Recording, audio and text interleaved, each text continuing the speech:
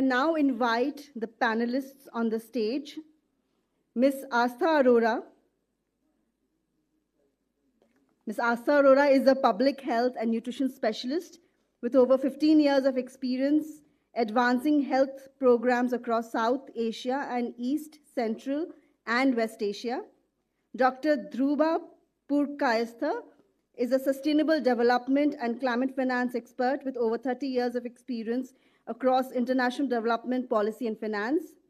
Dr. Mukund Rajan is a chairperson of eCube Investment Advisors, a pioneering platform launched in 2019 to catalyze ESG transformation in corporate India. Ms. Huma Kazi is a strategic policy and ESG advisory professional with deep experience in environmental disclosure, transition finance, and global sustainability governance. And our wonderful moderator for the day, Ms. Swati Shah Gupta, Head of ESG and Sustainability at Fireside Ventures. A warm round of applause for the wonderful panelists and our moderator. Thank you.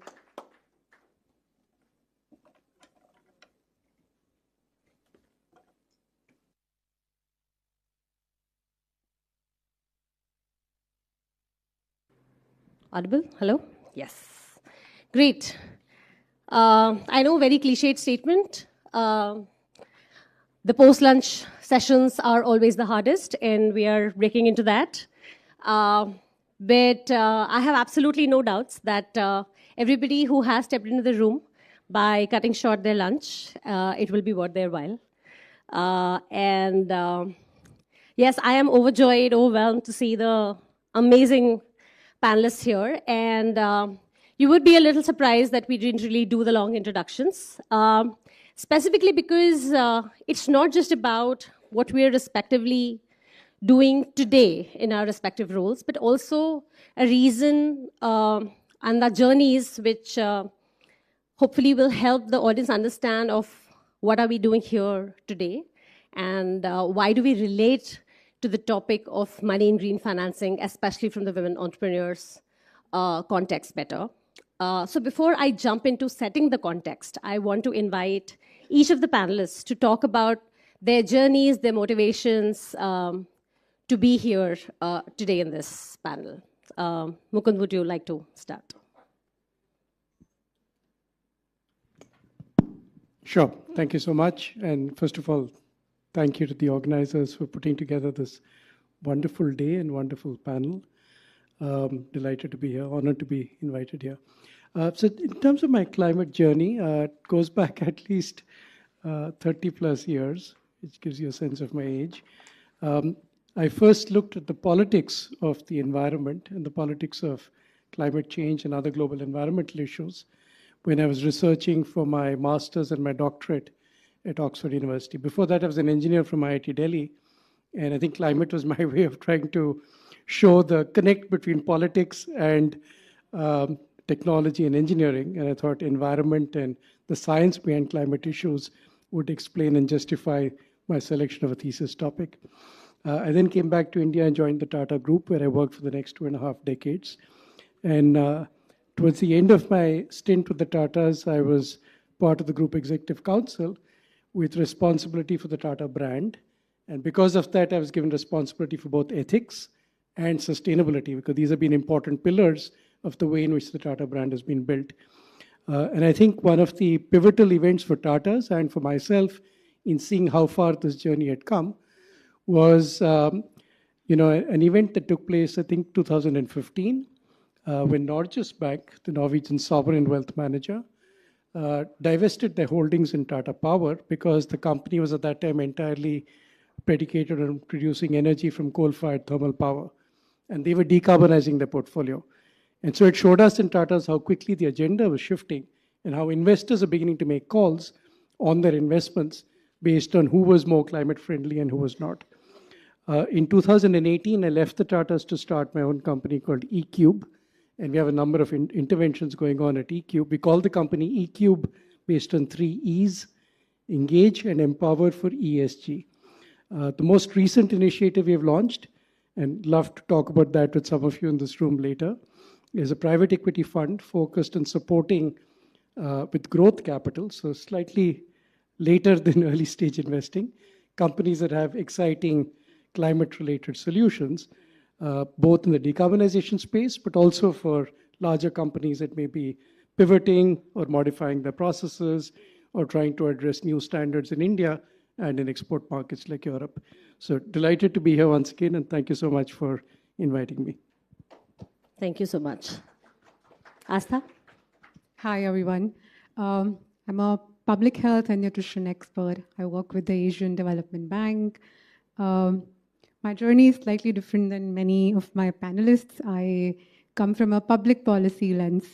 So I've studied nutrition, then I studied public health, realized wanted to work in public policy, was in Australia, came back here, worked with UNICEF. So worked on the ground in Orissa as a district coordinator for child health and nutrition. Learned that everything that I'd studied in my master's during public health, from Ottawa Charter to whatnot, did not make sense because the field realities were very different. So really, I think that was my job, where I learned how the ICDS system works, how the Anganwadi worker works, where none of the behavior change theoretical models can be applied as is. From there, I worked there for a few years, worked in consulting for about 8 years thereafter, worked with the government of India for conceptualizing the PMJ health insurance scheme, then worked with the World Bank, and now working with the Asian Development Bank. So really, public policy and then development bank lens is what I get here. Thank you. Thank you so much, Astha. Huma? Hello, everyone. First of all, thank you for having us for this esteemed panel discussion. And I'm Huma Safkazi. I lead advisory and strategy at Octa CSG. So we are a global company that looks into enablement of sustainable finance and climate and ESG risk transition across financial institutions. The three stakeholders that we work with are primarily the government, multilateral development banks, and financial institutions, not just in India, but worldwide. And since our inception, we have completed successfully around 33 projects across different geographies, spanning to, if the number is right, it's around 19 to 20 geographies now. So a bit about myself. Like Astha mentioned, I'm also a public policy enthusiast.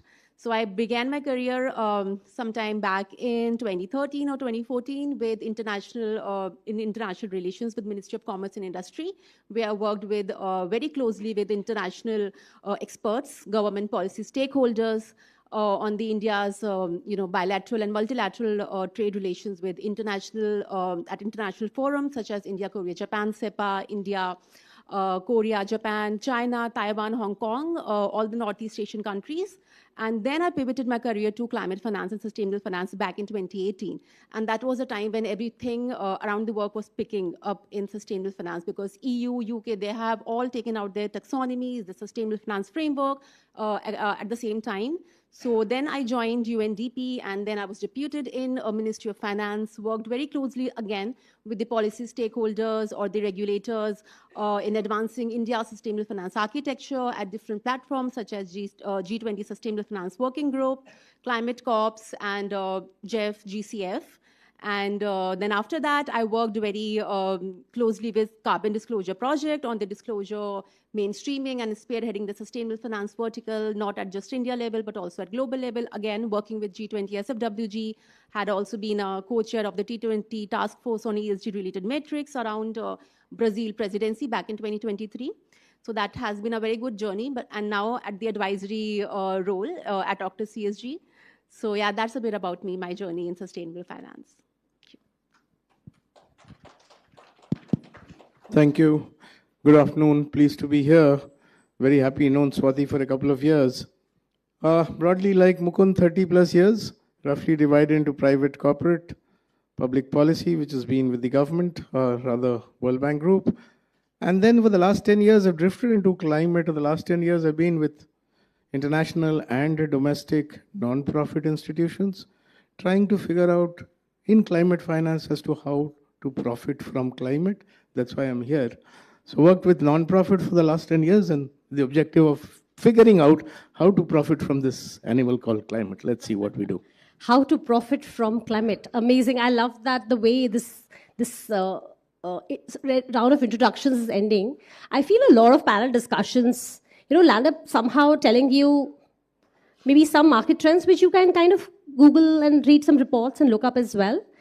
But I specifically want to do these round of introductions. So you will hear the words MDB, DFIs, government, policy, a lot in these introductions, which is the reality of the space today, which is where the significant amount of capital and intelligence really resides. But the room here is ideally looking for maybe fundraising from the private sector as well. So both the challenges are equally important.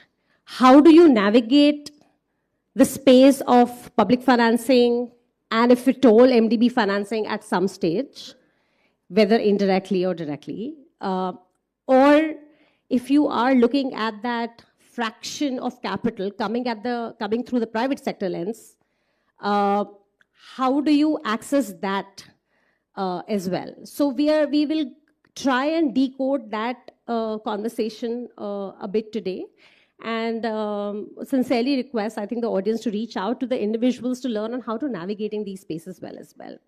I'll talk about my journey a little later because I really want to talk about some really hard facts today.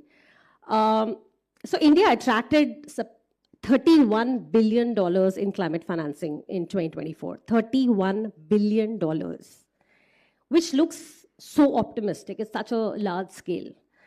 But then I thought that, why are we really struggling for people in this room on raising the capital, right? Like, why is the capital access so difficult? So we try to break it down. Only 30% of this is in the form of equity. Now you further divide this into public markets and private markets. For those who are not like very savvy with the terms, public markets are your IPOs and the listed shares. And private equity is what looks like venture capital, startup fundraising, etc. As well. So if you break down that 30% further, only 40% of that actually came through the private markets. Let's further break it down by gender, right? So only 12% of that actually got allocated to women. So that $31 billion large figure that we were talking about would come down to maybe some single digit, less than 5% sort of amount. That is the target that people in this room are looking for. The beautiful part is that the scale and the base is so high and it's only getting higher. So even that single digit percentage is still very large.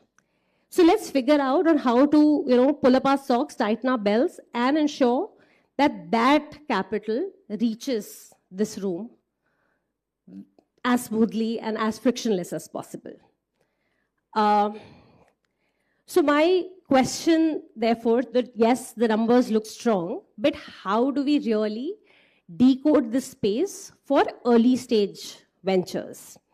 So we also know that most of the early checks in this space would come from grants, angel investing, etc. And most of that, especially in climate financing, is also going towards maybe the more traditional, well-established spaces, which is energy transition, electric mobility. A lot of entrepreneurs in this room also come from the sectors like waste, agri, renewables. So my question is, what are the most realistic 2 to 3 entry points that early stage climate ventures can look for in India? The answer can be as simple, as complicated as you would like. So I'll throw the question open to the panel and whoever would like to go for it first. Rupa, maybe you can start and then we can take it from there. Okay, thanks. Okay, let me take a question, something like climate ventures. So you mean capital to private climate ventures. Right. You know what, I mean, just for the benefit for all of us, I would like to kind of get the climate venture part right, in the sense, you know what, climate is often confused in many ways. I mean, I think one of your sort of questions is climate, green, sustainable. You have a lot of. A business on climate is only and only that business which has a direct contribution to reduction of carbon dioxide, because 99%, the rest 1% is methane and other short-lived. But I'm basically making it clear that any climate venture needs to bring in a direct reduction in the emissions which would have otherwise happened. And the second climate business is clear carbon dioxide removal. The third part of climate venture is adaptation. And in adaptation, there is a lot of understanding of adaptation and private businesses. I understand a lot of people would differ for me, primarily in the non-profit and the policy space, but adaptation is about coping up, saving people, more water, more heat, more floods, more winds, more snow. Very unlikely to have any private business solving that problem. 90% of it is a public problem. Now, therefore, the answer to your question is, what is an early stage venture in and for a VC? A VC is like a casino player. The difference is you're betting in 35, but you're expecting, if you distribute your bets in 35, but the one, instead of giving just about a double return, that VC needs to make an exceptional return on one out of that 35, where that P is happy with distributing cash and investments where there is a potential for growth. So the critical part to be understood for early, I'm not bringing in right now the gender lens, but I'll come in with the gender lens subsequent. We'll talk about the gender lens later. But therefore, it's important to understand what the VC is looking for and what the PE is looking for. It's important to understand that there is change in technology. If there is change in technology, change in energy production, change in carbon dioxide removal, these are climate businesses which will grow, fund themselves, and VCs will come in. VCs will come in if there is a business enterprise which shows. But the crux of the problem lies because we are trying to look at climate, and it is rightly so, it's a public problem. That's why I said I need to profit from a problem that is climate, which will have to be solved by the public sector, by the policy. And that leads to emergence of new product markets. That's where exactly private ventures and venture capital should come in and would come in. Thank you. Got it. So my takeaway one is to be on the safe side. If you want to call yourself a climate venture, then as tangibly as possible, being able to show carbon-related outcomes is very important.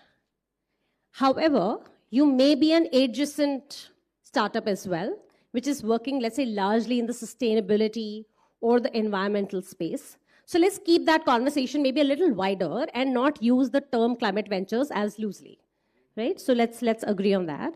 That brings me beautifully to the next question for Huma. Because today the terms climate finance, ESG investing, impact investing, transition financing is all used interchangeably.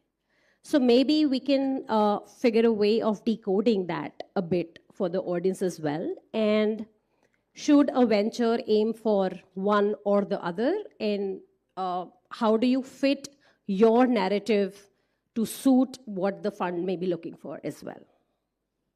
Thank you, Swati. That's a very good question. And I think the distinction for the founders at the very beginning is not that difficult, because if you look at different jargons, you can get a little bit confused. But the climate finance, basically, if your business products, services, your solutions, they're trying to address, like Dhruva sir mentioned, if you're trying to address the climate challenge, then definitely climate finance is something, it's something that you should be targeting as a pool. In terms of impact investing, that can be a very broader space. So if you're looking at, at the measurable impacts, beyond financial returns in terms of environmental returns or in terms of social returns, then you need to be able to articulate your impact, in terms of these three different returns to the investor. Transition finance can be a bit niche topic, because if your company, your business model is trying to look at decarbonizing hard to abate sector and carbon intensive sectors, for example, like steel, cement, etc., to enable them to transition into the sustainability journey, then I think that would be called something in transition finance space. ESG investing, I would say something that the early stage founders, they don't need to obsess over like very early on, because until unless you are like really large and you're actually reporting to the institutional investors, you don't need that. As a founder, what you need to focus on is to clearly map out the narrative of your business and what we're actually trying to solve. It is if you are trying to address a climate challenge, if you are trying to bring about a transition of the different hard to abate sectors, or if you are trying to actually map out a measurable impact in terms of social and environmental, going beyond financial returns, of course. So I think at the beginning it is pretty simple, and this will and if you have a clear definite map and idea around what you are trying to solve, then you will also be able to align with the right kind of investors, right kind of capital sources. So yeah. So again, my takeaway is that get your story right, and then you will find the right audience. So I don't think working backwards that, this is the flavor of the season, and then, calling yourself X or Y doesn't really help.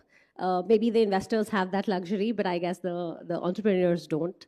Mukund, I just want to invite your comments on this as well.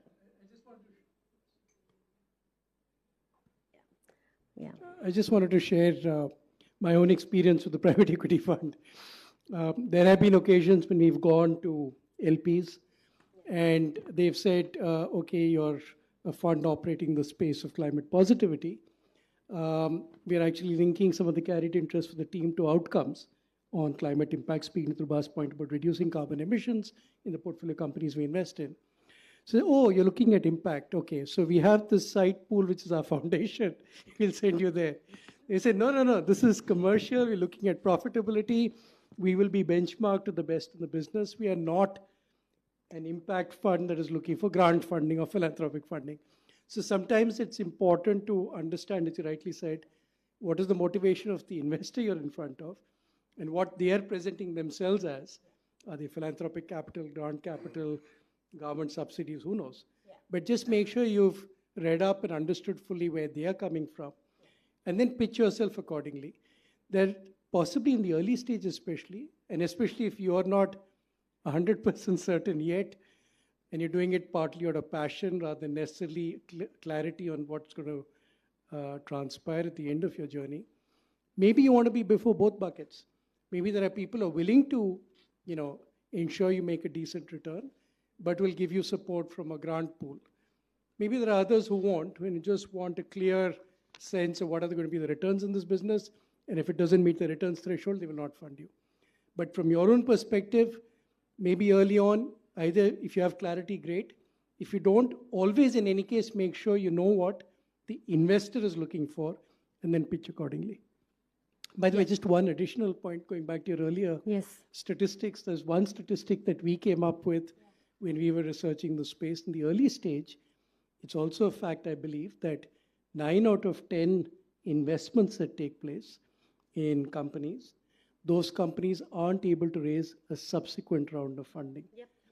And therefore, I don't want to alarm all of you who've taken the initiative to do something in this room, but it's not an easy journey. So apart from the fact that, you have to get before the right investors, many will fail.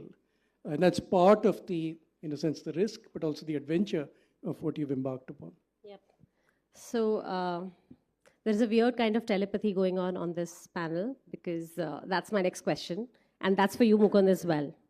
That, so I heard this term, it's a horrible term, but I heard this term in my impact investing class that I was attending recently. It's called as the Valley of Death, which is specifically aimed for impact-focused commercial startups.